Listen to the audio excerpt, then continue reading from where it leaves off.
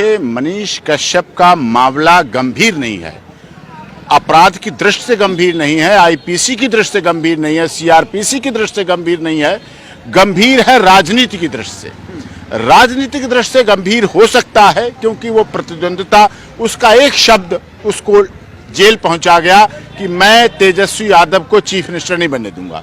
ये शब्द ही सरकार को हिला गया, नहीं बनने दूंगा। तो ये शब्द उसके पत्रकार के मुंह से ऐसा नहीं निकलना चाहिए। जो बने, लोकतंत्र है, जो बने, जिसके हेड ज्यादा है, जिसके विधायक ज्यादा है, वो बने मुख्यमंत्री, उसे ये कहना। लेकिन ऐसा भी नहीं, किसी पत्रकार को सामाजिक जीवन जीने का अधिकार नहीं है, राजनीतिक जीवन जीने का अधिकार नहीं है, चुनाव लड़ने का अधिकार नहीं है। हमारा भारत का संविधान, constitution of India, election commission of India अधिकार देता है। और इस देश में वर्षों से, आजादी से पहले से, जब आजादी की लड़ाई लड़ी जा रही थी, तब भी पत्रकारों ने देश की आजादी की लड़ाई में बहुत महत्वपूर्ण भूमिका निभाई है। क्या ये सत्य नहीं है पूर्वांचल के लोग और बिहार के लोगों का साउथ में उत्पीड़न होता है? क्या इस बात से कोई देश का प्रधानमंत्री या राष्ट्रपति या चीफ जस्टिस ऑफ इंडिया मना कर सकते हैं कि कभी उत्पीड़न नहीं होता है? महाराष्ट्र में एक पार्टी राजनीतिक सत्तारूढ़ ऐसी रही जो सीधे कहती है हम पूर्वांचल के लोगों को घुसने नहीं देंगे। क्या महाराष्ट्र उनके बाप का हो गया? क्या बिहार सौतेला है? क्या उड़ीसा, आसाम, उड़ीसा, झारखंड, क्या छत्तीसगढ़ सौतेले लोगों के हैं? हमारे देश के हैं। भारत का नक्शा कागज पे खिंची हुई लकीरें नहीं है। भारत के नक्शे में 150 करोड़ लोग रहते हैं। मोदी जी कभी ये नहीं कहते कि सिर्फ गुजरात का विकास होगा, वाराणसी का विकास होगा। वो कहते हैं सबका साथ, सबका विकास, सबका विश्वास। फिर सबका विश्वास कहां? क्या मनीष कश्यप को चाहने वालों का, क्या मनीष कश्यप की पत्रकारिता में विश्वास रखने वालों का विकास, विश्वास साथ मिला? नहीं मिल रहा है। सत्ता आती है, जाती है।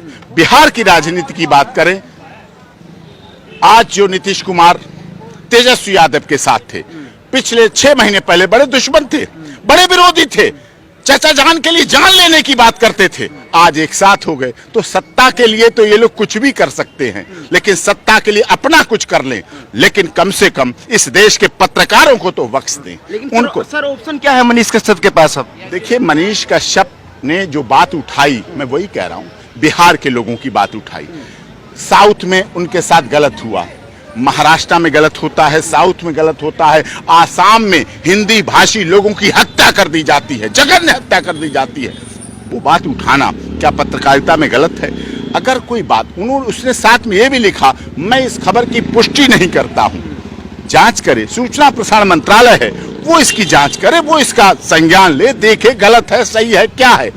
ककड़ी के चोर को आप कटारी से तो नहीं काट सकते। आपने उस पर इतनी धाराएं लगा दी। सरेंडर होने वाले व्यक्ति को दिखाया जा रहा है कि पुलिस तलाश कर रही थी, मेरे पास प्रेस कॉन्फ्रेंस है, उसकी प्रेस ब्रीफिंग दी, बिहार पुलिस की, पुलिस तलाश कर रही है और वो तलाश करते करते वो सरेंडर हो गया। तो इसका मतलब क्या हुआ? वो तो अपने को आत्मसमर्पण किया है, सरेंडर किया है। वो कानून में विश्वास करता है, पत्रकार है, न्यायपालिका में विश्वास करता है, न्याय में विश्वास करता है, अदालत में विश्वास करता है, अदालत के सिस्टम पर विश्वास करता है। तो आप उसको तो ऐसा नहीं कर सकते। लेकिन माननीय अदालत पर हमें पूरा भरोसा है और माननीय अदालत ने 1 हफ्ते का रिमांड मांगा। अभी पिछले दिनों EAW, इकोनॉमिक ऑफेंस विंग, सब कुछ खाते में है, सब कुछ पैसा खाते में है, सब कुछ रिकॉर्ड में है, तो उसके बाद किस लिए कर रहे हैं? इकोनॉमिक ऑफेंस विंग अपना काम करे, पैसे का सोर्स का पता करे, कहां से आया, क्या हुआ, गलत आया तो दोषी है। अगर वो पाकिस्तान से पैसा आया है, अगर चाइना से आया है तो वो दोषी है। अगर भारत के लोग उसे दे रहे हैं, बिहार के लोग दे रहे हैं, तो बिहार की मैन पावर तो पूरी दुनिया में जाती है, तो उसको तो आप अच्छा मानते हैं।